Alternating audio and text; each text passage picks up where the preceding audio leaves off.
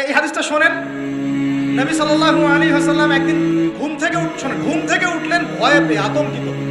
নবীজি ভয়ে পেয়ে আতঙ্কিত হয়ে ঘুম থেকে উঠে বলছেন, লা ইলাহা ইল্লাল্লাহ, লা ইলাহা ইল্লাল্লাহ, ওয়াইলুল লিল আরব, ওয়াইলুল লিল আরব মিন শাররি ক্বাদ ইকতারাব। আরব জাতির জন্য ধ্বংস, আরব জাতির জন্য ধ্বংস। কি ভয়ঙ্কর ফিতনা ধেয়ে আসছে ওদের দিকে, কি ভয়ঙ্কর ফিতনা ধেয়ে আসছে। এবং তিনি হাতের ইশারা করে দেখালেন এইভাবে যে আজকে, নবীজি বলছেন 1400 বছর আগের কথা, 1445 বছর আগের কথা, 1445 বছর আগে নবীজি বলেছেন আজকে, ওই সময় আজকে ইয়াজুজ আর মাজুজের যে দেয়ালের কথা মনে আছে? যুলকারনাইনের সময় দেয়াল, এই দেয়াল এতটুকু পরিমাণ খুলে দেয়া হয়েছে, এতটুকু পরিমাণ খুলে দেয়া হয়েছে 1400 কত বছর আগে।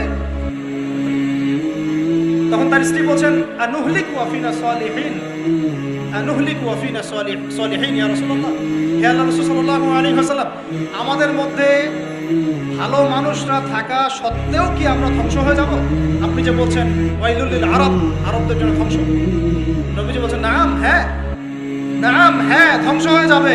ইযা কাসুরাতিল খাবাস, যখন নগ্নতা, বেহায়াপনা, অশ্লীলতা সমাজে রন্ধ্রে রন্ধ্রে ছড়িয়ে পড়বে, তখন আলেম জালেম সব ধ্বংস হবে।